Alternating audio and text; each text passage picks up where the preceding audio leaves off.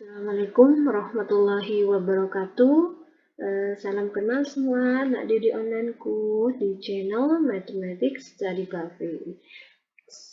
Semoga niat kita untuk belajar atau menambah ilmu diridhoi oleh Allah Subhanahu wa Ta'ala, sehingga kita semua bisa memperoleh ilmu yang barokah dan manfaat ya.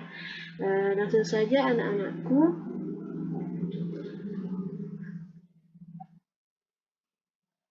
Jadi topik kita kali ini yaitu tentang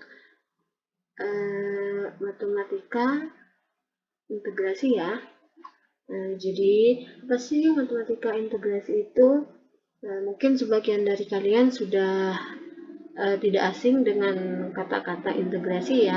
Jadi pada kesempatan kita kali ini kita akan belajar mengenai bilangan bulat dan pecahan.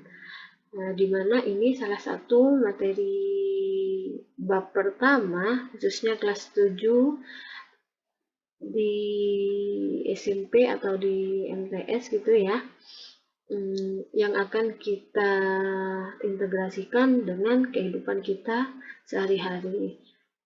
Tentu kita tahu bahwa matematika itu ya erat kaitannya dengan kehidupan kita sehari-hari.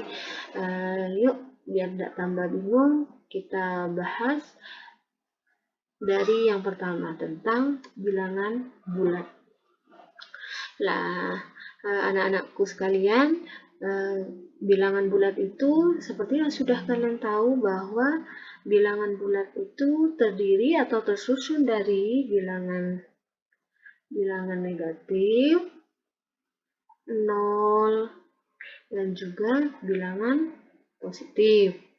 Nah, kemudian setelah tahu apa itu bilangan bulat, kalian akan diajak juga untuk mengetahui atau untuk membandingkan. Jadi antara bilangan bulat yang satu dengan bilangan bulat yang lain. Kemudian akan dilanjutkan lagi dengan operasi hitungnya. Operasi hitungnya itu seperti yang sudah kalian tahu, operasi hitung dalam bilangan bulat itu ada penjumlahan, ada pengurangan, ada pembagian, dan juga ada perkalian. Anak-anakku sekalian, setelah ini di antara operasi hitung ini, Ibu coba kaitkan antara konsep ibadah, terutama sholat ya, dengan operasi hitung perkalian bilangan bulat. Perhatikan yang A. Jadi di sini ada tabel berisikan perkalian bilangan bulat. Bu Ayu, Ibu contohkan di kehidupan sehari-hari ya, dalam melaksanakan ibadah. Kita tahu bahwa dalam bilangan bulat, ketika kita mengalihkan bilangan positif dikali bilangan positif, maka hasilnya positif. Kemudian jika kita mengalihkan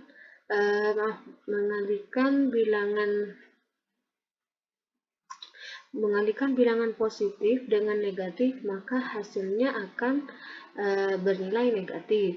Begitu juga untuk perkalian bilangan negatif kali positif akan menghasilkan bilangan negatif. Untuk bilangan negatif dikali bilangan negatif, maka akan menghasilkan bilangan positif ya. Yuk coba diperhatikan. Ada pesan moral yang bisa kita lihat dari konsep perkalian bilangan bulat ini. Yang tabel yang pertama untuk A, jika kita melaksanakan sholat, maka akan mendapat pahala. Benar kan ya? Kemudian untuk yang kedua, jika kita melaksanakan tidak sholat, maka kita akan dosa. Selanjutnya untuk yang C, jika kita tidak melaksanakan tidak sholat, maka akan mendapatkan pahala. Kemudian yang D juga, jika tidak melaksanakan sholat, maka akan berdosa. Dari sini kita tahu bahwa Dari mana sih kaitannya? Ternyata salah satu aja contoh tentang ketika kita melaksanakan sholat ya. Di sini ada keterkaitan. Kemudian dalam Al-Quran juga sudah tertera ya beberapa ayat tentang bilangan cacah dan bilangan bulat. Yaitu yang pertama, Ibu ambil contoh pada surat Al-Fajr, surat ke-89 ayat 2 dan 3. Bismillahirrahmanirrahim. Walayalin ashri wasaf'i wal watr. Artinya demi malam yang 10, demi yang genap dan yang ganjil. Di sini sudah jelas ya, ada bilangan genap, bilangan ganjil. Kemudian selanjutnya bilangan bulat juga dijelaskan dalam surat Al-Isra, surat ke-17 dalam Al-Quran ayat ke-12. Bismillahirrahmanirrahim. Wa ja'alna al-laila wan nahara ayatain famahawna ayatal laili wa ja'alna ayatan nahari mubashshira litabtaghu fadlan min rabbikum ta'lamu adadas sinin wal hisab wa kulla syai'in fassalnahu tafsila, yang artinya dan kami jadikan malam dan siang sebagai dua tanda, lalu kami hapuskan tanda malam dan kami jadikan tanda siang itu terang, agar kamu mencari karunia dari Tuhanmu dan supaya kamu mengetahui bilangan tahun-tahun dalam perhitungan, dan segala sesuatu telah kami terangkan dengan jelas. Dari ayat ini kita bisa isyaratkan malam ini bertanda positif, siang juga negatif ya. Jadi semuanya sudah tercantum dalam Al-Quran. Baik anak-anakku sekalian, untuk selanjutnya ada pecahan ya. Dulu Allah sudah mensyariatkan kepada manusia tentang pembagian harta waris, di mana di sini sangat erat kaitannya dengan konsep matematika yang kita kenal dengan pecahan.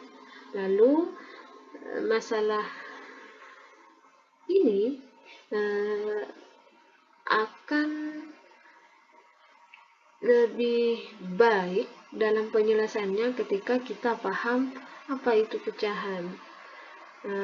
Karena untuk pembagian harta waris perlu tahu lebih dahulu berapa jumlah harta warisan yang akan kita tinggalkan, berapa jumlah ahli waris yang berhak menerimanya, dan berapa bagian yang berhak diterima oleh ahli waris.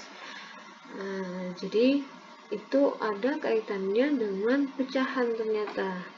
Jadi untuk memahami dan dapat melaksanakan masalah faraid ini, maka harus paham benar bagaimana pecahan itu, sehingga mempermudah kita dalam pembagian harta waris. Salah satu kitab yang bisa digunakan untuk memahami masalah faraid ini adalah ini salah satu contohnya ya, terbitan dari Pondok Sidogiri tentang tiga tatap muka mengerti ilmu faraid ya. Sampai di sini dulu pembahasan kita. Semoga apa yang kita pelajari bersama bermanfaat untuk kita semua. Amin ya rabbal alamin. Wassalamualaikum warahmatullahi wabarakatuh.